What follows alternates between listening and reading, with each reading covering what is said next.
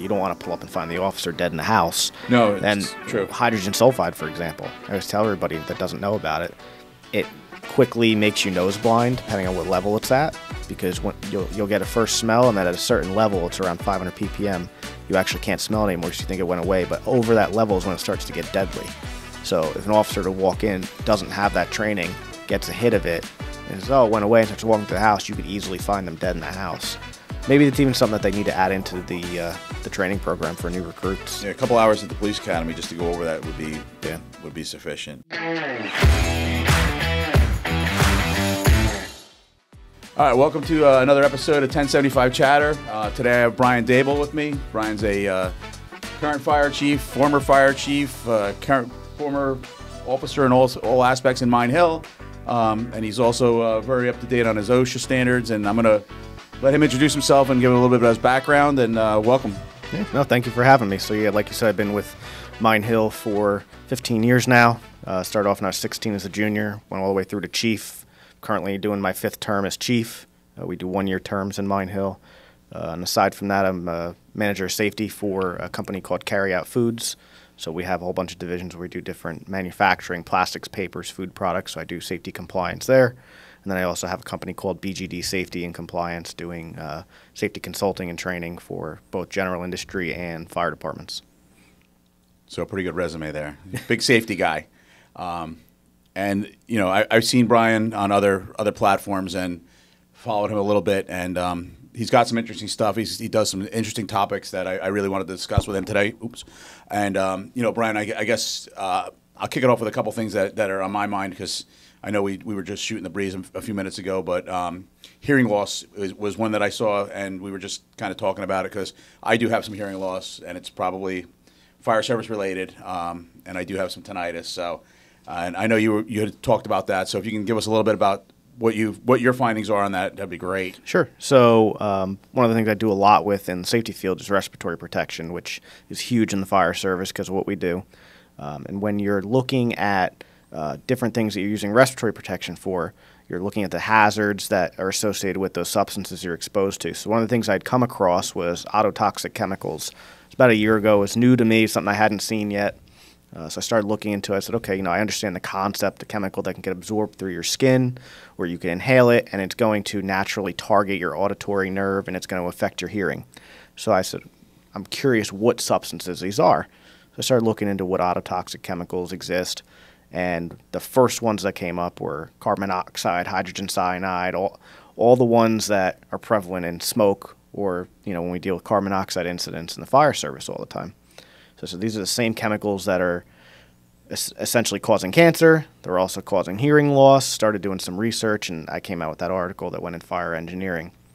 And then, like you said, you saw the podcast that I did with fire engineering on that.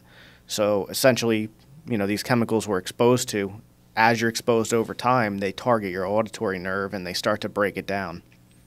And in conjunction with high noise exposure, it actually makes it easier for high noise levels to damage your hearing when it's also exposed to those chemicals because they're weakened.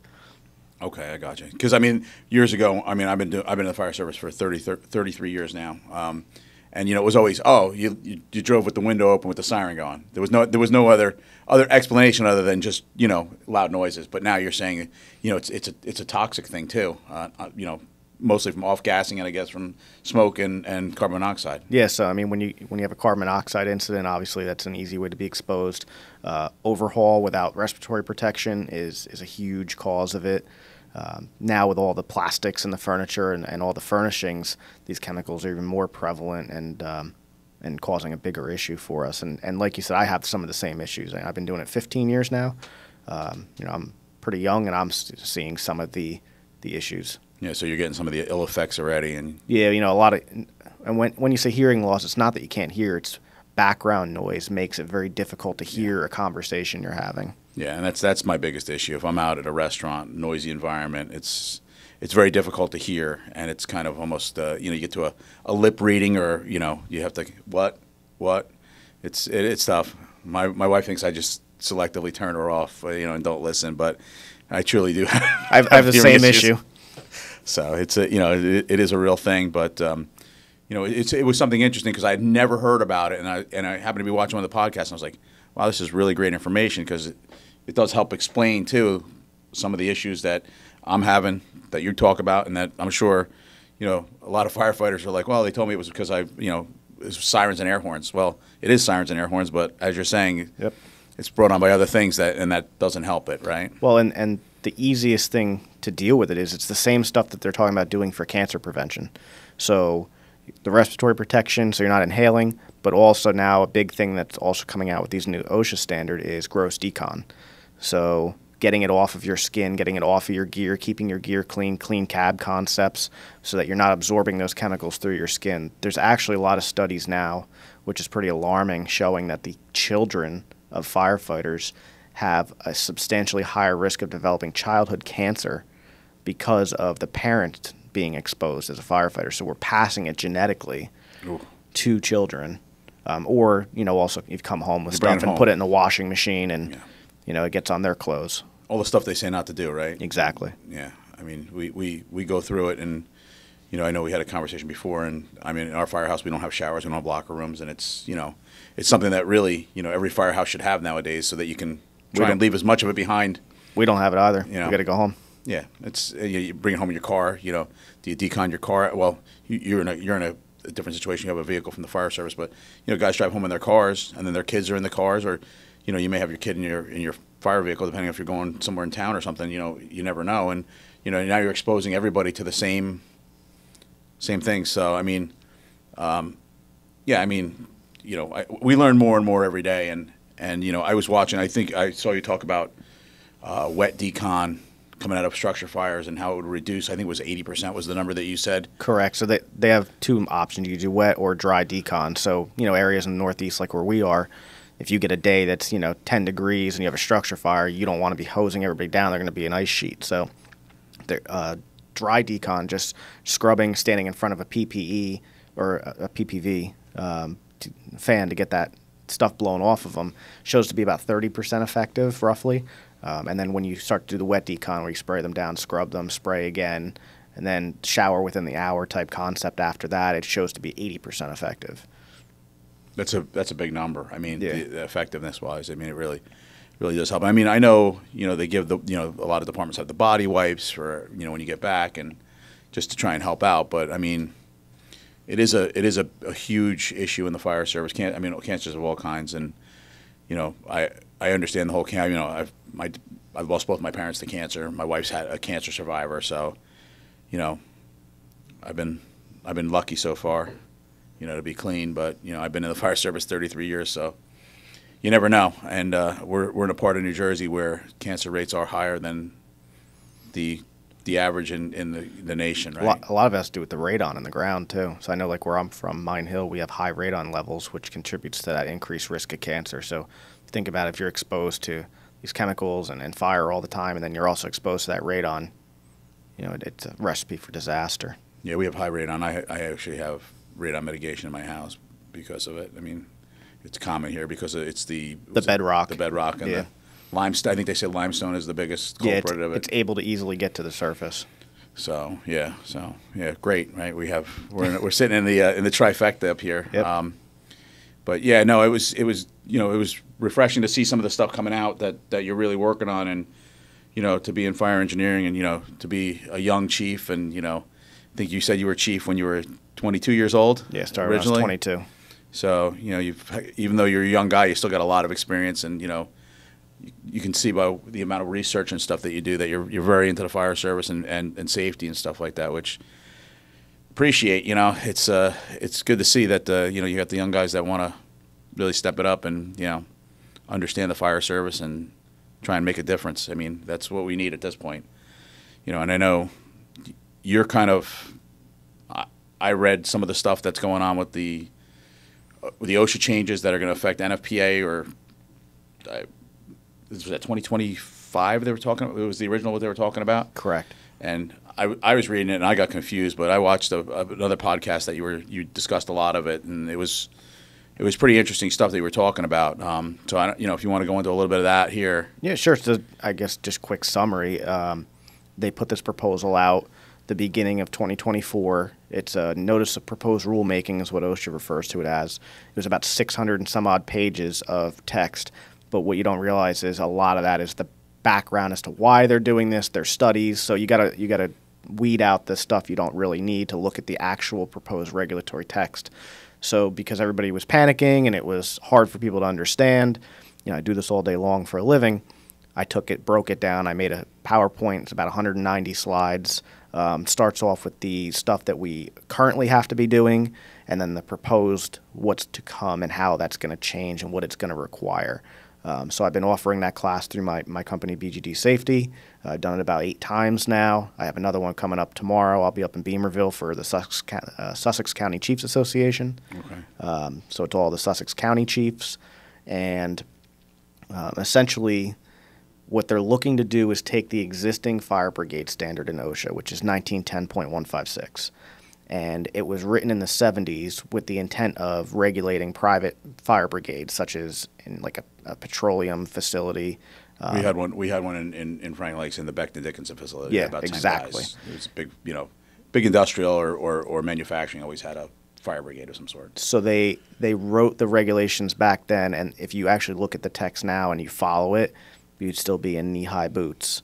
So it's very outdated. Nobody follows it. So they're going to completely eliminate that text and change it to what they're calling an emergency response standard. It essentially has 2 facets. One is still those private fire brigades, and then on the other end is what they call emergency service organizations. So it's their way of saying this is what fire departments, first aid squads, and technical rescue squads have to comply with.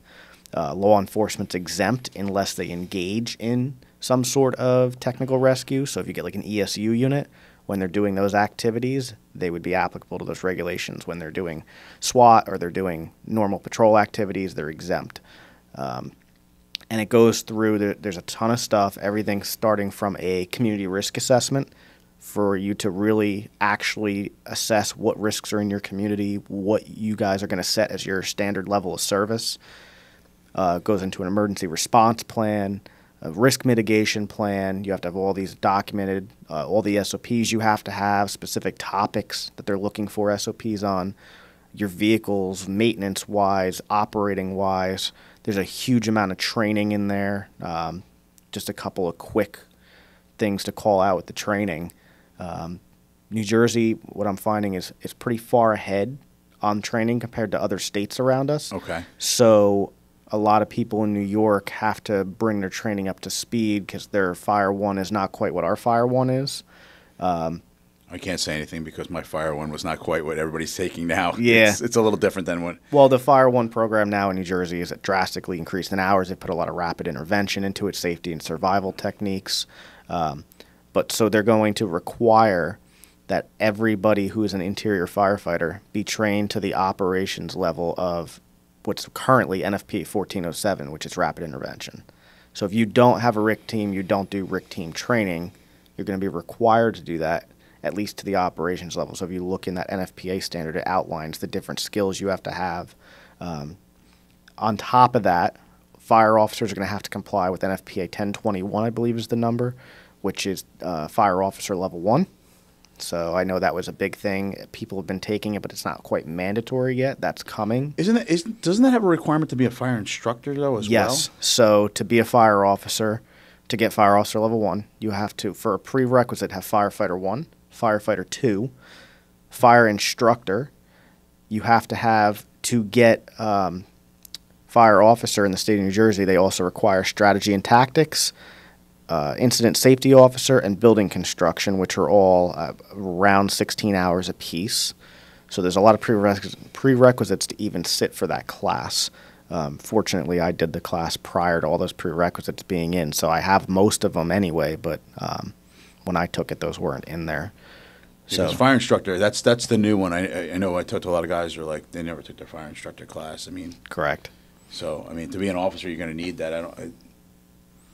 I understand why, like, because you're supposed to run trainings and stuff like that, and I get it from that perspective, but that's going to be a tough one for everybody to comply with, at least initially. They're going to force it. The good thing is, so I have called Division of Fire and Safety and asked some questions and just said, hey, what's the requirement to run a drill? So you could actually run a company level drill and do training with your guys without having an instructor. Instructors are required for guys that are teaching a state certified program such as Firefighter 1, Fire 2, to teach it in an academy, to do live fire training. But if you're just running a company level drill at your firehouse, you don't necessarily need instructor. It's good to have as long as somebody knows what they're doing. So when OSHA looks at training, if they come in and say, show me your training records, they're going to look at the person doing the training is adequately experienced and knowledgeable. They leave it very vague. So really you as the fire chief or the leader of the department have to decide, is this person knowledgeable and adequate to teach this training and why, and show that they have background, whether that be 3 years of service, additional training, certifications that they have. So OSHA doesn't look for instructor, but it looks like they're going to be going that route if you're an officer to have that certification. That's gonna be that's gonna be a tough one, for guys that are in as officers now, because a lot of guys that are in as officers now do not have that, and I know a lot of them don't even have that fire officer standard yet. Correct. The fire officer 1, correct? Yeah, and so there are phase-in periods with all this. So when you look at the proposed text, they have phase-in periods everywhere from 3 months. So whenever they finally put it into effect, the community risk assessment, for example, has to be done within 3 months. And then it goes all the way up to 24 months on the far end. So whenever they implement it, there's a step approach to when you have to have stuff in. I've been telling everybody, don't wait. Everybody's kind of banking on, is stuff going to go away? Are they going to edit this down? I can tell you that it's not going to go away. They're taking it very seriously. They have an open public hearing in November, which I'm actually going to be testifying for. Got my 10 minutes to have my piece. There you go. Where's that going to be? So they usually do them in Washington, D.C., but because of the impact of this, they're doing it virtually, so you could attend from anywhere in the country. Because they have a national audience, obviously. Correct. And there's a lot of people pushing, including National Volunteer Fire Council, is pushing them to just completely abolish this standard and you may have heard me say this elsewhere. Everybody's always saying, well, what's the difference between paid and volunteer? There's no difference. We're all the same. We go through the same training. But now when it comes to these safety standards, everybody's trying to differentiate volunteer from paid. And I'm on the volunteer side, and I'm saying, no, stop. You can't differentiate. Maybe we need a little bit longer time to implement. I could get behind that. Yes, there's some parts of the proposal that need to be edited and need to be kind of subdued a little bit. For example, the clean cab stuff.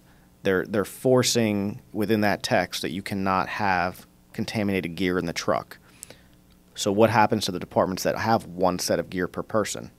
What are we doing right after a fire? Do we not have gear? Are we out of service? Those are the kind of questions that I have. Yeah, we'd be out of service too in our company because nobody has. I mean, we have a couple sets of spare gear that are, gear from guys that have left, and it's still within standards, and we, keep it clean, we keep it locked up in the back. I mean, that's the best we're going to do is give out 5 sets of gear after a structure fire. So what does that leave you, 5 guys to kind of carry on with everything else? And also, there's ways for, we're somewhat what I'll call lower volume in terms of fire. But if you look at, for example, like Detroit, we were just talking before, if they're getting 10 fires in a shift, how are they changing out gear that fast and washing gear? It's just not feasible. So there needs to be some level of flexibility with that. Which the current regulation doesn't have. Another big issue within this proposal is so they're going to incorporate by reference 22 NFPA standards. But at the same time, NFPA is going through this consolidation project for emergency response standards. So they're consolidating, I think it's 111 down to 30 some odd standards. So for example, they're going to take like all the standards for PPE and for turnout gear and pass alarms and SCBAs and put them all into one standard with chapters. So the point of that is less committees because they also don't have a lot of people. And then it's also cheaper for us to purchase a standard because now we're purchasing one that contains what used to be 4. So I get why they're doing it. But OSHA's saying they're going to incorporate by reference those consolidation standards. But it's going to be equivalent to 22 of the equivalent standards, if that makes sense. So one of the pushbacks has been, I've seen other people say this as well, and I agree with it, don't incorporate by reference the full text in an NFPA standard because it's very hard for us to comply with those as volunteers in full. Take the sections out that you want and put them physically into the OSHA text because also NFPA updates their standards every 3 years. OSHA, it takes them 10 years to update one if they can even get it done that fast. So they're going to be constantly behind. And once they lock in an NFPA standard, now we have to comply with an old version. They could come out with new ones, but until OSHA adopts that, it doesn't make a difference. It's not going to keep up. Yeah. Yeah, and of course, federal government, it is the process to get OSHA regulations. It's slow. I mean, correct. We're not an OSHA state here in New Jersey, but we are a PIOSH, and basically it's the same thing. We basically just adopt everything in kind as OSHA they're required to adopt everything identically or more strict. So New Jersey PIOSH has adopted every OSHA standard with the exception of two that they've implemented a higher level of requirements. One is what they call the firefighter standard, which will be obsolete when this comes out because it'll all be covered in there. And then the second one is the hazard communication standard. They actually make it more strict in New Jersey, where we have to do the training at minimum every 2 years, where other states it's not required. Yeah, that HAZCOM course that we used to correct that we still take every 24 months, right? It's, yeah. No, it's interesting, and you look at the state of volunteerism as it is, and I don't know about the rest of the country, but I know how it is over here in New Jersey, and it's tough to get volunteers, especially the cost of living is going up. People don't have the time to give away their free time. They're busier, and I mean, I think when I took Fire One, it was, I don't even want to say, it was probably 86 or 88 hours back then. Now it's got to be closer to what, 200, 300 hours? Yeah, when I took it in 2009, 10, it was in like the 150 range, I believe. And then my wife's a firefighter on our department as well. She joined later than me and went, I want to say about 6 years after I did, maybe even longer. And her class was considerably longer. So just within that 6 to 8 year period. Well, now, do you have a pro board cert, or you have the original? So my firefighter 1 was not pro board. Morris County Public Safety Training Academy was not a pro board academy at the time. I took Fire 2. I was the last Fire 2 class that was not pro board. So then they got pro board, IFSAC certified, and I basically sent an email to the director of the academy at the time and said, I really want pro board. Do I have to go take Fire 2 again? Because at the time I was thinking about being a paid fireman. And they said, well, we're doing this trial. We're going to put a couple guys through. The state has approved it, where you got to come and do 3 hands-on nights with the current Fire 2 class and then retake the written exam, and you'll get pro board.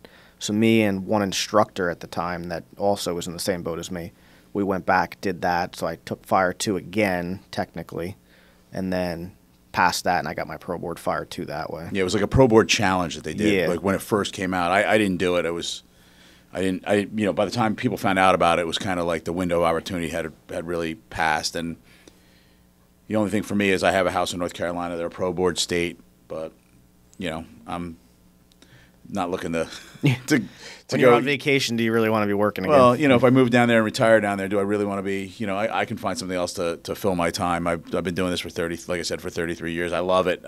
But at some point, I'm a life member of my fire company. I can come up whenever I want, visit. I don't have to ride the fire trucks and to feel good about myself. I'm good. I've done a lot, and would it be nice to have pro board? Yeah, it would be nice, but they should have done something.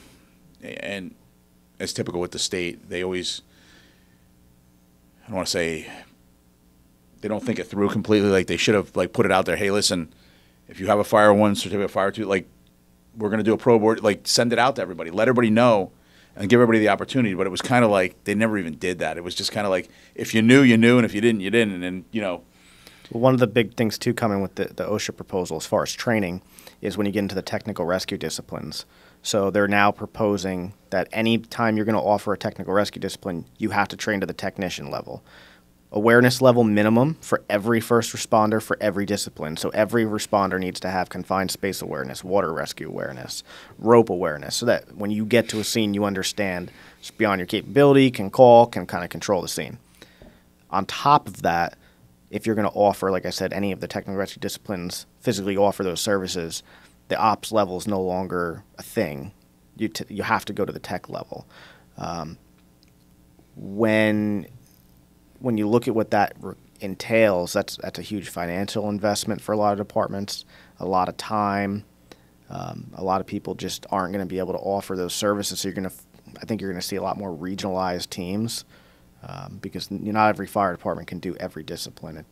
Oh, it gets expensive, and manpower issues are very limiting. The So state of New Jersey right now actually does not have a certification program for technical rescue. Like you apply to New Jersey DFS for your Fire 1, your Fire 2, your incident management levels 1, 2, and 3. Yep. They don't have a state certification for any of those disciplines. So it's up to you, or like as a fire chief, I could hire a company that comes in and teaches to the NFPA standard for rope rescue, let's say. But their certificate just means that we did the training. There's no certification per se. I know DFS has mentioned they're working on it. We'll get there at some point where you'll have to, send in certifications, apply to the state, and you'll be a certified rope rescue technician or whatever they end up calling it. Because I don't think water rescue does that either, right? No. None Right of now, those disciplines. it's really what I'll call best practice. You have to make sure that the people that are teaching you know their stuff and that the equipment that you're using is the right stuff. It's really on you. Which can get scary because even in the trainings, something could go wrong in a Well, water situation, a confined space situation. If you're training, you got to have It really depends confidence. on who you're hiring too. You Yeah. have to do your due diligence. Like, I have my company doing safety compliance and I do certain trainings, but like I'll never offer water rescue training because I don't know what I'm doing. But there's no, if I were to offer water rescue training and somebody say, let's hire him, you got to do your due diligence with the unless you hire somebody who's an expert in it and that's their their forte and they do it for you. Yeah, I understand. You don't want to. Yeah, so you really got to look into who you're hiring to do those technical rescue type trainings. Yeah, I mean, I know in my department we do have a swiftwater team. We do ice water rescue. We don't have a dive team. We don't really have a per se confined space team. I mean, we have a couple guys that have confined space because they're paid guys somewhere else, and they have some more confined space training or technical rescue training. But a lot of that's county or mutual aid. I mean, even hazmat for us, we don't, even though we have a section of 287 here, just up the road, we don't have a hazmat team per se. We have awareness and operational, and we know to stay back, and we call either MAWA or some of our mutual aid towns that have hazmat, and I'm sure you guys in Mine Hill are the same way. Yeah, right? we're fortunate when it comes to hazmat because we have Picatinny Arsenal down the street. Yep. They're a great fire department. They essentially have to be able to do everything because of their coverage area on that base. There's a lot of buildings and areas that they just can't let mutual aid into, so they have to be able to get in there and do everything. And their hazmat is really their specialty because of what they have on that base and What they deal with, yeah. Yeah, and so when we need hazmat, they come. They got a tractor trailer. They got another tandem axle heavy rescue. They got a trailer decon unit that they pull. They got a whole fleet just for hazmat. It's great that you have that resource available to you. I mean, Federal money. yeah, and it frees you up to not have to invest in it, right? Like as a town or as a department, you guys, smaller departments, small budgets, and a lot of we're in a unique position where we are in New Jersey in that everything's small town. Like Yep. you go out Midwest, down south, towns are 3-4 times the size of what we are. There are fire districts down there. It's different than it is here, where everything's a little Everything's home rule here, Yeah. and little then fiefdoms, right? I mean, there's a couple. I won't say names, but there's 3 or 4 areas in Morris County alone that you can drive down one street and pass 2 firehouses within 3 blocks just because they're technically in 2 different towns. And years ago, it was not a big deal, but now the price of an engine now is $1 million for a lot of trucks. Yeah, I mean, it used to be $250,000 would get you a basic engine. Now it's basically you're looking at $1 million. Yeah, most trucks are at least 800,000. And that's as basic as they come. Yeah, and that's not even equipping them. Yeah, you put anything fancy on it, you're up to $1 million. Some of the ladders are up over $2 million easily. Yeah, and that's an issue that is going to rear its ugly head. I mean, we pay high enough taxes right now in New Jersey. If you can offset some of the tax burden by having either some kind of mutual aid agreement or fire districting or something like that, which I know people we can't do that because and I know guys on your fire department, same as mine, where when you joined, the guy was like, "Why are we doing it that way?"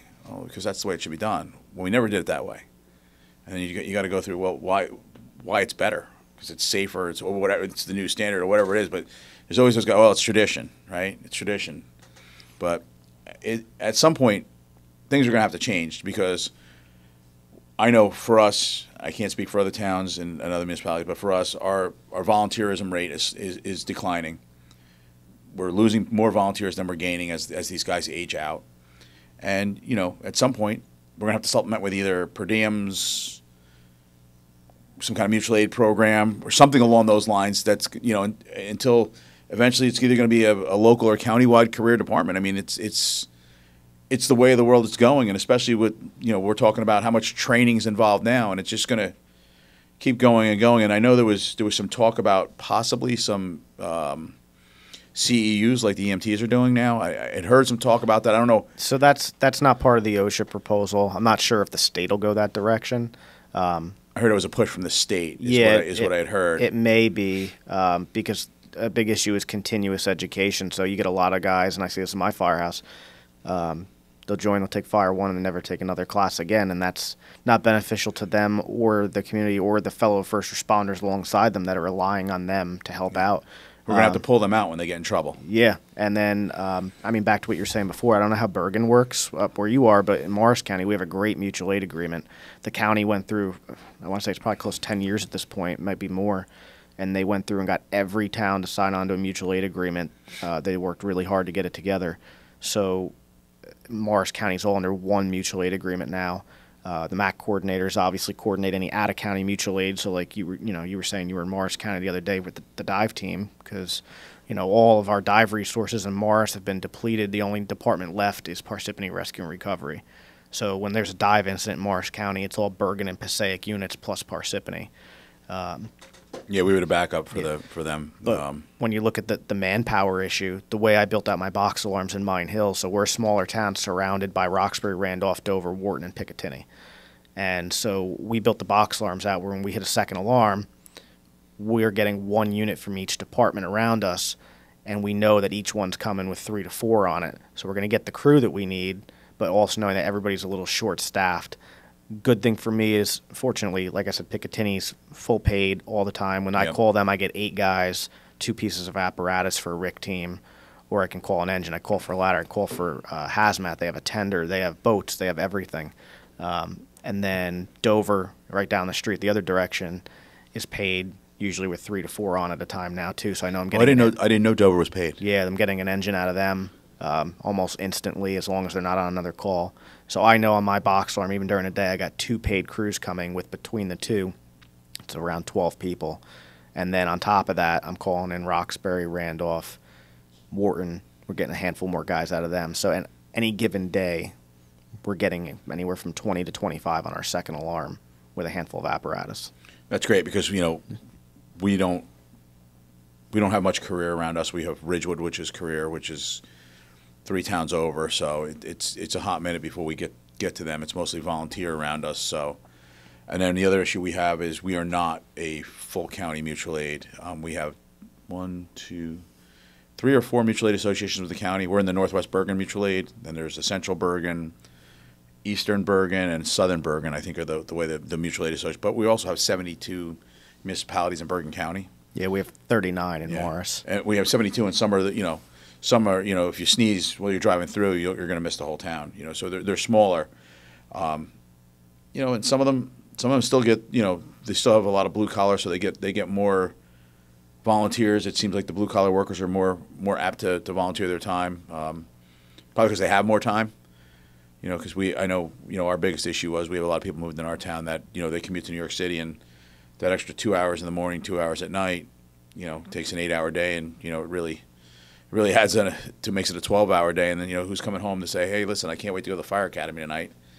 Well, and on top of that, we're seeing, I'm sure it's out by you too, all the development is not single-family homes. It's these big buildings with 40 units in the building, complexes of 300-400 units, and the people are all moving out of the city, and FDNY is their paid volunteer fire department is not a thing. They don't even understand it. When they come out, they're buying these places because they don't want to do lawn maintenance. They don't want to maintain a property. They want to work during the week, come home, and then go and enjoy the weekend. They're not coming to volunteer. They don't want to put the time in. And we had a conversation before we even started, and the other issue we have is we have the same thing. People come to New York, and they assume, like, when we get there, they're like, oh, what took you so long? Oh, we're not paid. We're volunteers, and they have the concept, like you said, they're coming out of a city where they're used to having paid services, and they have no concept of that. They didn't even think about that when they moved out of town or out of the city to the town. Yeah. So, I mean, it's going to be interesting to see how things go in a couple years. I mean, with all this consolidation and, what are we talking, 24 to 36 months before you start seeing all the changes to the OSHA regulations, the NFPA, and then trickling down to the states. I would say, like you said, some stuff's going to be almost immediate, but other stuff's going to take time. Yep. And I know there's certain things that certain changes they want to make, for the better, which is great, but they just can't shove it down your throat because it takes time to get guys trained, and there's a lot of issues, especially on the volunteer side. Well, Not that it's an excuse, but it's not even just a matter of time; it's a matter of knowledge. So, one of the things I tell everybody during my training is the first thing you need to do is figure out what resource within your fire department, which person is going to be responsible for health and safety and being the health and safety officer to manage these programs, because everything requires annual reviews and training and somebody just to manage all that. And if you don't have that person in your firehouse, whether nobody's willing or they just don't have the knowledge, you either need to outsource it or get somebody to kind of coach that person along, which is what I do. There's not a lot of people like me that do it. I'm sure a couple more will surface as this comes about. Yeah. But again, that's a budget issue for fire departments. They don't have a safety budget to be able to hire somebody to help out. A lot of the document stuff I get, the risk management plan and sitting down and actually setting up programs and SOPs, I'm on board with all that. One of the biggest things that bothers me about this new proposal is what they call control zones. So they're saying on every incident they want a no entry. Well, if you need a no entry zone, let's say you have a down power line or you have a collapse hazard, that I get. We already do that. But they also want hot, warm, and cold zones. Certain resources can be in certain places, and the implementation of those zones is not the issue. It's how they want it done. So they want physical barriers, whether that be with tape or with cones. Now think about a commercial building that's 100 by 100 on the small side. How are you putting all those? You're going to need miles of tape. You're going to need multiple people just to put the tape out. It's just not feasible to do that. So I think they really need to enforce the barricading of the no entry zone, and then delineation of those zones with somebody to control it, but not physical marking of those zones. It's just not possible. How many cones or barricade, the horse barricades can you carry? I'm going to need the DOT to roll behind the engine. Yeah, you need to track the trailer. Yeah. With all the cones on the back. Yeah. They could drive around and drop them off the back of the truck. Yeah, and you're right, especially, structure fires, single-family house, not a huge problem. Go to a shopping center, big industrial building. I mean, I know we have Becton Dickinson in our town. They have 2 buildings. I mean, it would probably take a couple hours just to set up the zones outside while guys are working. It's a huge undertaking, and I heard you speak about that before as well, and I it is an issue. I mean, hopefully they can figure that out. I mean, if they get a no entry zone past a certain point, or authorized personnel type only, like you got to be certified interior firefighter to come past this point, and then you have your zones inside. I can understand that. I mean, but just to try and set it up, they had it the other night only because of where we were. They were investigating something, so they set it up. So they had it, one way in, one way out, and everybody had to check in and check out. I mean, but it was a small incident. It was very. Yeah, but when you think about a fire, people are going to be getting there, trying to do stuff quick. They're not going to slow down and do all those zones first. I think what OSHA is really looking for, and I agree with it, and I'll speak from Morris County, we're really bad at staging and controlling resources and accountability. We need to get better at that, and that's ultimately the goal. Is they want to see the control of resources, elimination of freelancing, and to ensure that everybody's supervised and that span of control is there. If we can do that, I don't think any OSHA inspector is ever going to cite a fire department for not physically taping something out, as long as the controls are there and the ultimate goal is obtained. Well, and I think having mutual aid coordinators is a big step towards that, because then you can assign somebody from the coordinators. Hey, listen, set up staging, and I'll let you know we'll let you know what we need. Because I mean, how many times when you're a chief, you're at a fire, you got mutual aid rolling in. You know, I remember when I was chief, you got guys hopping off a ladder truck, and hey, listen, I need you guys to ladder the building. Okay, no problem. And then the next thing you see is guys with hooks start taking the whole front. Well, we don't want to do that yet.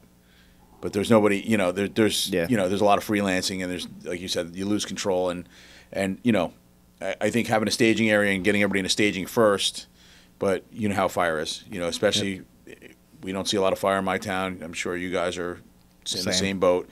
So guys are gung ho when it happens, and then mutually everybody's trying to get their time into work, and so everybody's kind of crashing the party or crashing the front door as quick as they can and that's where you lose the scene, really, right? I mean, that's kind of where it kind of goes downhill. Well, that's when I'm talking to the officers coming up underneath me, I try to explain to them that once you lose that control, you're not getting it back. You have to start off the right way, because you can't dial the guys back. You can't call them back. You can't get them back into staging. It just doesn't ever happen. So we've tried to, as we have resources coming in, stage them away from the incident, have them come up to command, get an assignment, put them to work. I have seen improvement, not just in our town, in other towns around us. We did implement, so Morris County did a county accountability system where we came out with truck tags. So they hang in the tag in the truck, and they've got multiple spots for each seat with the name driver, officer, seat 1, seat 2. And we clip our accountability tags to those. So then that whole truck tag goes to command. We're not trying to collect individual tags. You can say Mine Hill Engine 2 has 5 guys on it. Here's the whole package. So everybody in the county bought those tags, or most people did. Well, that's a good. I mean, we have tags in our apparatus, but it's basically it's a tag ring with the town and apparatus number on it. But we don't bring it anywhere. We hang it in there. God forbid something doesn't happen, we're not going back to look to see what who's missing what at the end. I mean, we carry 2 tags, one for the apparatus, one for when you're going inside. When we're going inside. Yeah. I mean, but sometimes you get to the front door of a house and there's nobody there. There's nobody there, or you throw it on the ground, and then you get back from a mutual aid fire, and you're like, oh. They have a thing now for that. It's a ring that goes on top of a cone. So you could drop the traffic cone at the front door. With the ring on it? And it has a ring on the top, so you just clip on. But, it takes the discipline of actually grab the cone and put it at the door. And, actually getting people to adhere to it. And, I know years ago there used to be a safety officer. We used to have an older guy that used to do it. He wasn't an interior firefighter. He'd sit there, almost look, we had one that was like a spike type thing and had a couple rings on it. And he would try and yell at people as they came through, and a lot of guys were like, hey, hang on, and they would be reaching for it, and then next thing you know, they're running through the door because they see fire, or they get excited about stuff. So, sometimes we're our own worst enemy, though. So I mean, it's understandable, but yeah, I agree with you. Once you lose that control at a scene, when you get it back, when you get back to the firehouse, exactly, it never comes back on the scene. I mean, it is tough, and I think. Our chief now, he does a pretty good job, because you wouldn't know if we had a structure fire or if we were going to a CO alarm. Everything's the same, and it's just the way he's been. He's been doing this a long time. He's been chief a couple times with us, and he's almost just like a calm, cool, like you would never know. And guys from the mutual aid towns are like, man, I can't believe how, you get there, and because they come in on mutual aid and they're like, man, the chief sounded like it was just nothing. But part of it is trying to, as a chief officer or even the officer on the engine, you don't want to be. You try not to get amped up, because what happens when you get amped up? Then the next guy, I try to do the same thing. I won't say I'm perfect at it, but so Morris County went for the dispatching into automated now, so you don't get the excitement in the dispatcher's voice as well. So it all comes across pretty even. But yeah, there are studies out there that if the chief or the first person on scene is yelling on the radio or amped up, that the guys coming in are the same, and it really sets the tone for the incident. Yeah, and we hear it too. Like our chief will, we'll hear the cops call on scene, and they're screaming, "I'll get the fire department out here! That there's people, whatever, there's people on a second, whatever it is, right?" And our chief will get there. I'm seeing, I got a structure fire. Start me my second alarm assignment. Start backfilling my houses, but the tone's already set, because the guys have heard the cops, and the cops are a little panicked, because they may have somebody outside or on a balcony or somebody unaccounted for. And it's it's understandable. It's human nature, but I've always had this idea, and I don't know that it would take off well. So these classes I've been putting together for my business. I would love to do a class where it's just aimed at how to operate on a fire scene for police, where they come to this class and we talk about everything from size up to radio communications to positioning the patrol vehicles, how to handle a CO incident, because they're really a first resource on scene. And lucky for me in my town, so we're shared police department with Wharton. So okay. Wharton Mine Hill is one police department. We contract them because we used to have our own, and we're just too small to maintain that. So it's more cost effective. A lot of the Wharton the Wharton police officers are past firemen, either from Wharton or from surrounding towns. So we actually get along really well with our cops, and they're really helpful. And they get it. Yeah, most of them really get it. But I think it'd be great to be able to put a class out there that, hey, come sit here for 2 hours, and we'll talk about how to help the fire department before they're there. Because, if your cars are all blocking the street, a lot of the times I'll get there and there's a structure fire and they get out and they're trying to help people first. I'm like, hey, so the engine's like 1 minute down the street. I need these cars out of here or you're going to get blocked and you're going to be here for the next 3 days. Like, you need to move. Yeah, it's and that's commonplace. Yeah. We have a couple officers that are very cognizant of it. They try and get at least a house and a half away if they can. Obviously, a lot of times you get somebody standing there, they're going to park where they got to stop because somebody's panicked outside the house or whatever it is. But I understand that completely, and I've heard, we're on the engine driving to a call, and it's a CO alarm, and it's a newer cop, and he gets on the radio, and he goes, I'm out investigating. I don't smell or see anything. You tell the fire department to slow the response. So we've had a couple times, and I won't use names. The officers are no longer there, so it's not representative of the current force. But they would get on scene, oh, you can cancel the fire department. And our policy is once we're called, we're responding. Ours is too, because nobody's canceling us. We need to go make sure. So if we get on scene, it's really nothing. We could easily just drive away. One specific incident, the officer called in and said, you can cancel. I said, no, we're going to continue in for a CO alarm. The guy has a garage in the basement from the back of his house because the house is on a hill. And he was running his ride-on lawnmower in the garage, and the house had 150 ppm of CO in it that he was trying to cancel us for, and that's happened multiple times. Yeah, so. we've had that issue before. I mean, it's and you don't think people can be doing silly things like that, and you're like, oh, I mean, how many times you ever heard you see the warning on a generator, right? Don't run it inside the house. Don't run it inside the house. And like who's going to run there? And then we'll go to that call where the CO alarm's going off, and you're like, why'd you put the generator right outside the garage door with the exhaust pointing in? And they're like, oh, well, that's because that's the way I can get my electrical outlet to plug in the easiest. I'm like, so yeah. But I just think if we did a class like that and educated them, because I mean, there's things you don't want to pull up and find the officer dead in the house. No, it's and true. Hydrogen sulfide, for example, I always tell everybody that doesn't know about it. It quickly makes you nose blind depending on what level it's at, because when you'll get a first smell, and then at a certain level, it's around 500 ppm. You actually can't smell it anymore because you think it went away. But over that level is when it starts to get deadly. So if an officer to walk in doesn't have that training, gets a hit of it, and says, oh, it went away, and starts walking to the house, you could easily find them dead in the house. So, maybe it's even something that they need to add into the training program for new recruits. Yeah, a couple hours at the police academy just to go over that would be sufficient. I mean, but yeah, I agree with you. I mean, there's a lot of and EMS is the same way too. We used to do years ago when I first joined, we do drilling with our EMS guys. We did a lot more drilling. We would do extrication practices with them, get them so they could get in a car with a patient while we're cutting around them, so they could kind of now we have issues in our town with just getting enough EMTs to respond to calls. They don't seem to drill as much as they used to, and even the fire service, we don't have as many guys coming out to drill as we used to. I mean, we have those guys that always make you nervous because you'll see them at the structure fire, and then the next time you see them, it's the next structure fire, which could be a month, it could be 8 months, it could be almost a year, and you're like, oh, haven't seen this guy. And well, it's part of this new OSHA standard, and it's actually there now. People just don't know about it. You have to, at minimum, if you're an interior firefighter, do 4 drills per year using an SCBA and they have to be quarterly. So you can't cram them all into 1 month and say I did 4. You have to actually show up once per quarter and do a drill utilizing an SCBA, something to do with fire suppression. So the state of New Jersey POSH requires that now, but that's also going to become part of the new OSHA expectation. So those guys actually aren't in compliance. And I've had to have a conversation with a few people that, hey, listen, when you show up, you have to be clean shaven. When you show up, if you haven't been to training in 6 months, you're not an interior firefighter right now. You're not compliant. I'm not taking the risk.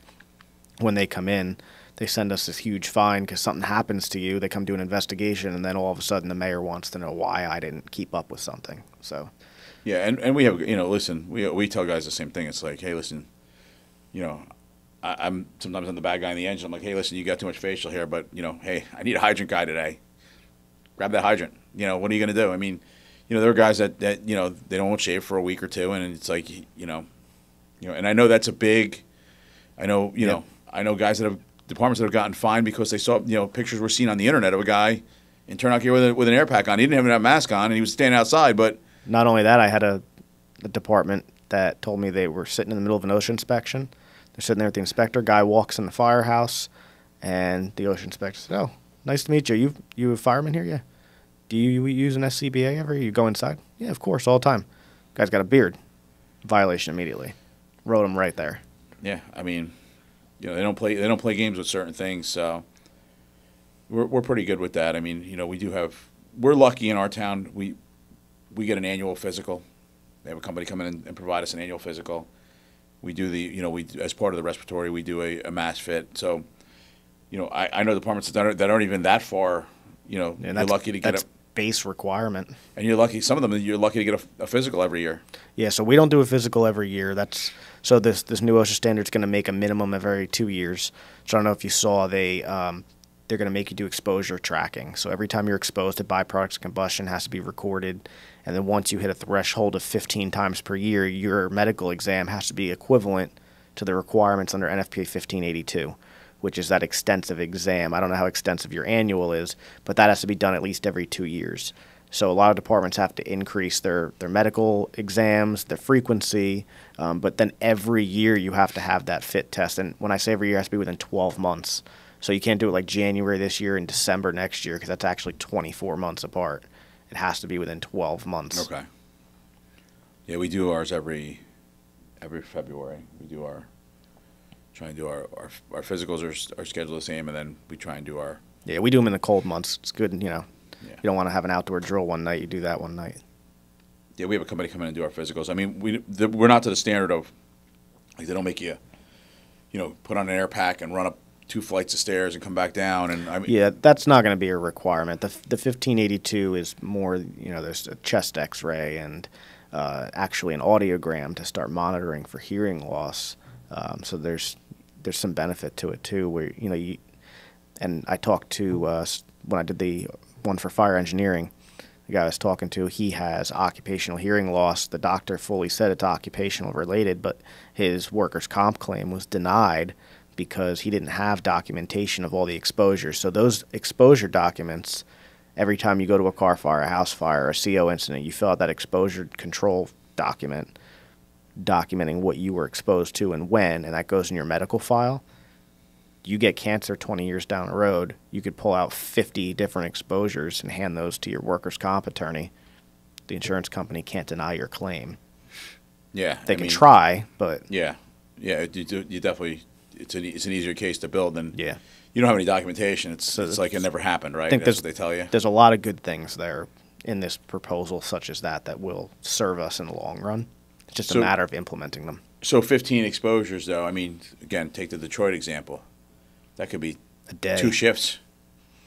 Yeah, so and then when they say exposures, they made clear that's without regard for use of respiratory protection. So even if you're using respiratory protection, it's still considered an exposure because you can absorb through your skin, through your gear. Cooking fires. So you pull up to burnt pot on the stove, you're now exposed to byproducts of combustion.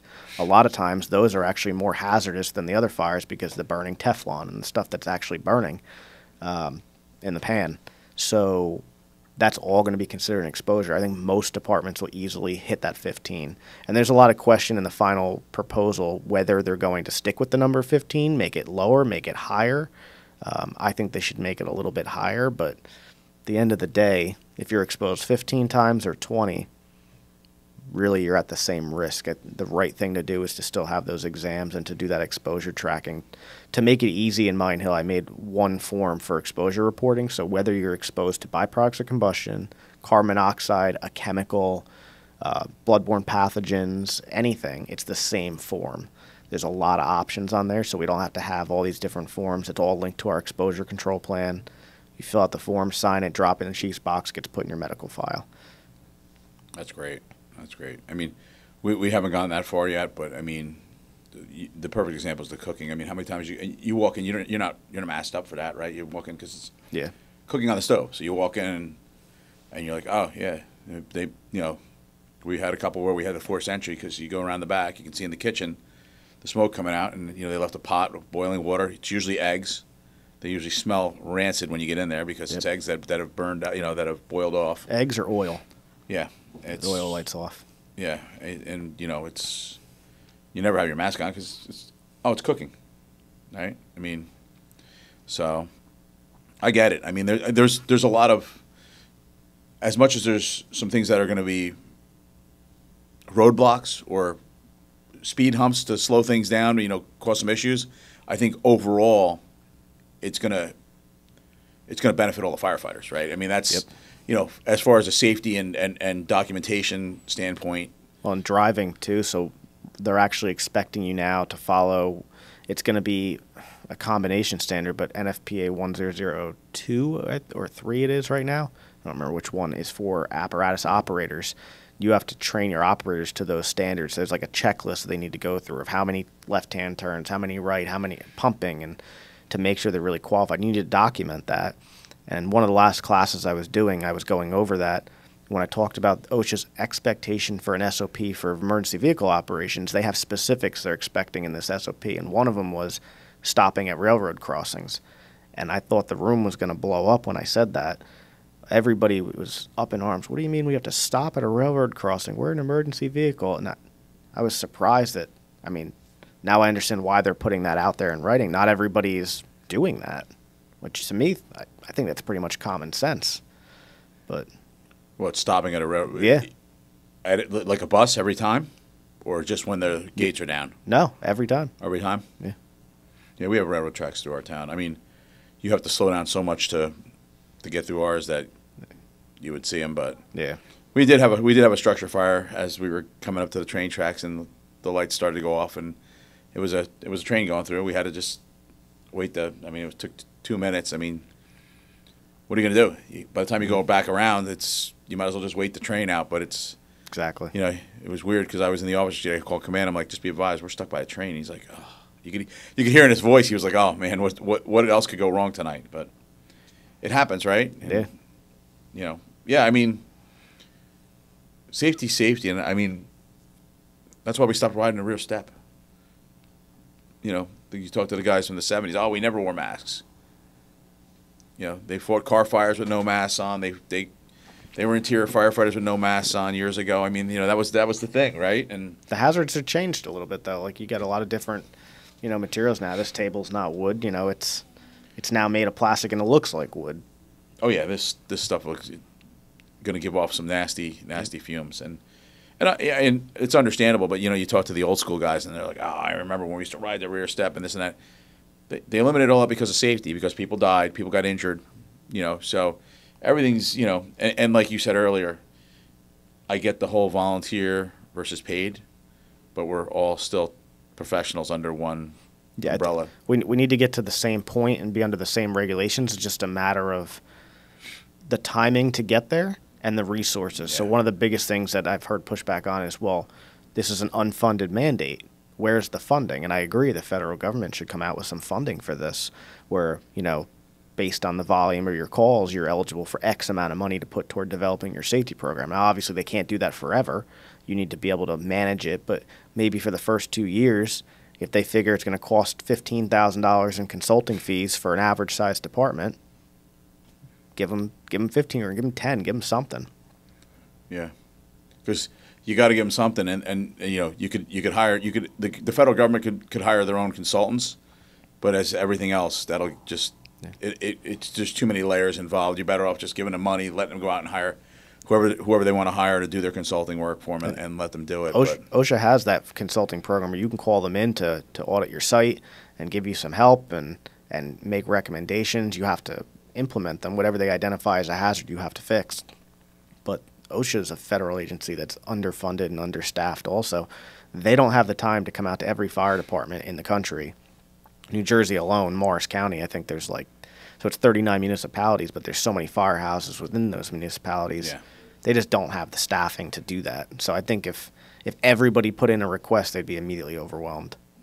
Yeah, and that's what would happen, because if you said, oh, you can all apply for this through OSHA, and they'll send out somebody to help you, what's the first thing volunteer departments are going to do? They're going to apply for it. They're going to hop on it because it's free and they can get help out of it, right? Because you're always looking for the assistance. But yeah, I mean, you know, at the end of the day, the fire doesn't care if you're paid or volunteer. Exactly. And the homeowner who's on their front lawn at 3 o'clock in the morning watching all their personal belongings burn up inside a house, they don't care either. They just want professional people to put the fire out. And you know, so it's understandable that maybe it'll take a marathon for the volunteers and a half marathon for the career guys to get there. But you know, there's got to be something. No, I had the same assumption too, and I did a class not too long ago in Denville. It was open to a lot of different departments, and a couple paid departments sent representatives. And one of them, again, I don't want to use names, but they were from a pretty big city, and they were saying, oh, well, we're already doing these couple things, but not these, so we know where we need to focus our effort. I said, so, you know, you guys are big. You got a lot of firemen, a big area. You got to have a safety officer for the department. No, we don't. It's crazy. So even some of the paid departments really need to consider implementing a new position. They're always pulling back on budgets, especially, you know, hiring people, because it's not just the salary, it's the benefits, the pensions, and everything else that goes with the salary that everybody complains about, you know. Well, a lot of the bigger departments, like down in Virginia, they're really good with having a safety officer, and they're usually at the battalion chief level, and they have one per shift. So, you know, if you got four shifts, you got to have 4 battalion chief positions, which could easily, with benefits, $200,000 a year apiece. That's an $800,000 investment. Yeah, you're just under $1 million. Yeah, and that's just for the salary and the benefits. And then if you got to put them in a car. Yep. You know, if they're not riding on the apparatus, and most of those battalion guys they're in their own vehicle. Yep. So it's a safety vehicle. So you have to have at least one per shift, right? You have to have one vehicle there that they can leave behind for the shift. I've had a couple departments that are volunteer call me and say, you know, we want to hire you to do some consulting for us and help us build the program. And their question was, how much for you to do everything for us? And I said, I can't do everything for you. I can guide you through the process. You need to take some ownership. And then when I'm gone, you have to know how to run this. You have to do your annual reviews. You have to, you know, I'm not going to come to every one of your calls and make sure you're doing everything the right way. So there needs to be ownership within each firehouse. Yeah, no, absolutely. I mean, it's good to have somebody who's studied and knows the ins and outs, but it's great that you know it. But at 3 o'clock in the morning, when, you know, we're at a house fire, we got to know it too, because you're not there to sit on somebody's shoulder and go, okay, now you got to do this, now you got to do that. I mean, but yeah, you're right. I mean, I understand the whole concept of taking ownership, and it's going to be interesting to see where this all ends up in the next couple of years. I mean, is it going to create more per diem and career jobs? It may. It may. A lot of people are saying that a lot of volunteer firehouses will shut down, that they won't be able to operate, and I don't think that's the case. You know, OSHA, again, is understaffed. They're not going to, on day one, walk into every firehouse, say, give me these 10 things or we're closing your doors and fining you. That's just not going to happen. Obviously, we need to work toward compliance, but if on day one you're 50% there, just keep working toward it. It doesn't mean you need to close your doors. You might be 50% closer than another department too. So yeah, no, and I don't think it's going to be like that. I think, but you know, you are going to lose guys in the physicals as they get older that just don't want to do it. That just don't want to do it. I mean, guys are going to age out. I mean, you know, at what point do you want to be an interior firefighter? You know, we have a couple guys in our department that are almost 70. They're still doing interior firefighting. They still take their physical, they pass it, but you know, if the physical gets a little bit more in depth, you know, maybe they don't pass it. Maybe they don't want to take it. I mean, so those will be the issues we'll have, and then we'll either have to create our own fire districts or maybe supplement with a little bit of paid personnel during the day or whatever it might be to supplement but keep the volunteerism going. I mean, but you just don't see the level of volunteerism that you used to see. I mean, well, and even the volunteers you have aren't necessarily working in town and able to leave at work during the day. I know years ago a lot of DPW workers used to be on the fire department because they were in town. Our DPW is like 5 guys, and none of them are on the fire department anymore. So we got a couple guys that work for themselves that are in town as contractors most days. I got 2 that are like retired and are drivers and pumpers during the day. So we get through based off of those guys. Yeah, and you know who's around and who you can kind of rely on. Like you said, you got the retirees. At least you got some drivers. They can get you there. But it's great having a retired guy who's driving. But you need manpower in the engine with him, right? I mean, yep. So, but and there's some creative ways. I mean, we still have a couple DPW guys on our department. Some kind of towns have gone to, a 1 or 2 man full time fire prevention to do the inspections, and that they're available. You have them available to supplement if there's something. So, I mean, there's options out there to make it work. That's big in Mount Olive by us. They've got a few guys for the fire marshal. I know Roxbury's got one during the day. Randolph's got 2 or 3. So that's a big help to them. Yeah, I mean, we have mostly part-time guys by us. I think we have 4 part-time guys. So it's a little different for us. There's not always, but if push comes to shove, maybe they put on 2 full-time guys instead of 4 part-timers, and then you can at least got 2 guys around during the day that can respond to calls and things like that. I mean, there are ways to make it work without going paid, but you got to have a little bit of flexibility, especially, like you said, years ago. I mean, I remember when I joined the fire department, I mean, 75% of the guys that we dealt with, that were in the firehouse that were there for all the calls, they all either worked in town, they worked for the town, they were all, they were all local guys, Now it's, guy goes into the city, or guy, drives 25 minutes to work. He's not coming back for a fire call. He can't. I remember when I was 19 and 20, I worked at a factory that was in Randolph, so it was right down the street. And I had a good employer that was like, yeah, you could leave for every call. And I literally had 100% for 2 years in a row, didn't miss 1 call. But now I work, much farther away, and that's just not a possibility anymore. No, and family life makes it harder too. If you got other responsibilities, it's always family first, right? I mean, even though the firehouse is a family too, your primary family comes first, and making sure that my wife and I, like I said, are both on the department, so we have a 3-year-old. My mother takes him on Saturdays to have time with the grandson, so Saturdays we're both available. But during the week when we're home, unless one of the neighbors can watch him, we pretty much have to alternate or decide who's going. And depending on the instance, like when I'm chief, I'm a little more obligated to be there more often. Yeah, so you kind of trump her. Hey, listen, I got to go to this call. And yeah, she's been really good and supportive of me being chief. And her brother's down the street. He's my assistant chief right now. But we have a couple neighbors that help out. And well, it's nice that you have good neighbors like that too, and who really they understand the volunteerism, right? So they're pitching in, doing they're not volunteering to join the fire department, but they're helping you out in another way by. Well, that's the thing is, we're volunteers, but every drill night, every week, or every meeting night, we're both there. I got to pay for babysitting. So that's what a lot of people don't realize. So now you're paying to volunteer. There's no reimbursement for that, and that's what turns a lot of people off too. Yeah, no, I know. It's tough. I mean, just driving to the firehouse. Some guys to drive to the firehouse every month is tank and a half of gas. It's money out of your pocket that you're not going to see back. I mean, it's not easy, and we'll see where it goes from here. But it's always a challenge to try and find people to volunteer, and especially in today's world where people are trying to do more with money and trying to work. A lot of guys work second jobs and take on other work, and it's like where's the fire department fall in? Unless you're gonna somehow get a nice stipend program that they're gonna get enough that they can say, hey, listen, this is my part-time job. Yeah, we don't do pay per call. We don't have low SAP in my town. We get a uniform allowance at the end of the year, and it's based off your percentage.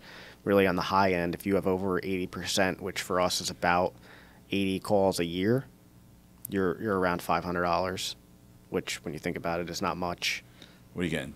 2.5 cents an hour by the time you break Yeah. it down to your Exactly. And probably no chiefs. You get an extra stipend as an officer or anything like that. So our chief stipend is $1,500 a year, but because we're over that threshold of, I think it's $600 for the IRS, you pay tax on that. Of course you do. Yeah, again, at the end, it's like $375 a quarter minus tax. I don't even feel it. It's minimal. Yeah. It's minimal. It's a dinner. It's taking the family out to dinner really once a month, Yeah. once a quarter, right? That's Exactly. it's tough. I mean, and then you hear other towns like the chief's getting $10,000 to be a volunteer fire chief, and I'm like, wow, that's great money. I know one town that they pay them a few $1,000s a piece, and then on top of that, they also give them a few $1,000s to outfit their vehicle. I know another town that they send their chief at the end of the year on a vacation anywhere they want, their whole family. It's great. Yeah. Listen, sometimes you got to be creative to make it work. I mean, it's still cheaper than paying for paid services. Tax abatement's a big one now, so I'm trying to get my town to do it, but I don't think it'll ever happen. Where there's some towns that, based on how many years of service you have and your percentage, they'll actually abate part of your property tax bill. I mean, yeah, up to a certain amount, right? Yeah, I've seen that. That's a great way to incentivize homeowners in town to want to join the fire department. So the biggest issue we have in our town is we have a lot of people that live in surrounding towns. Yeah, so that's hard. It's hard for us. So I used to live in Franklin Lakes. I just moved back to my old house in Oakland. So maybe it would incentivize me to go down to Oakland and volunteer my time there. Yeah, but it's not doing anything for you in Franklin Lakes. No, it's not doing anything for me in Franklin Lakes. And listen, at this point, it is what it is. I'm not there for the money. I'm not there for the tax abatement. I mean, is it nice? Yeah, it would be nice to have to get a little breathing room on something. But I'm still going to volunteer regardless, and I'm still going to come out when I can. I've been doing it long enough that it's just kind of part of my routine. And my wife's been great with it. She's like, I get it, because it's not just me, as it's the whole family. What Yep. gets affected. I've missed baseball games for house fires, and I've missed house fires because of baseball games. So it just depends on where you are at the time and what's going on. But my kids are definitely at the other end of the spectrum of yours. You have a younger child. Mine are 21 and going to be 18. So, but still, there's still a lot of missed time in there. Yep. Along the way. And I don't think anybody takes that into consideration until you get older and you're like, oh man, I can't believe I missed, this much of, dinners, family. I mean, how many family parties, or, you're at a birthday party and you leave your wife and kid there because there's a fire or a call. Because there's a fire call. Listen, you may not be running out for the fire alarm or the unburnt cooking, but the possible structure fire, it's in your nature. You're going to go, and it happens. I mean, and you just miss things, and your family just kind of accepts it, right? Because they've been doing it for so long. And that's another thing. You try and get a guy who's in his mid-30s. Hey, why don't you join the fire department? It's got to be buy-in not just from him. It's got to be from his whole family, because if he's got a family, or she's got a family, either one, or like you said, if they're both going to join, it's all compromises they have to make and figure out, how they're going to make it work. So, it's going to be, like I said, it's going to be interesting. So, but I really appreciate you coming in today. You did give us some great information. No problem. Thank you for having me. Yeah, and like you said, you do consulting work, so you need to reach out to Brian if you guys need some consulting work done, even private sector or public sector. I'm sure he can. If he can't help you, he'll point you in the right direction. And Absolutely. Thanks again, Brian. Yeah. Thank you. Thanks for watching.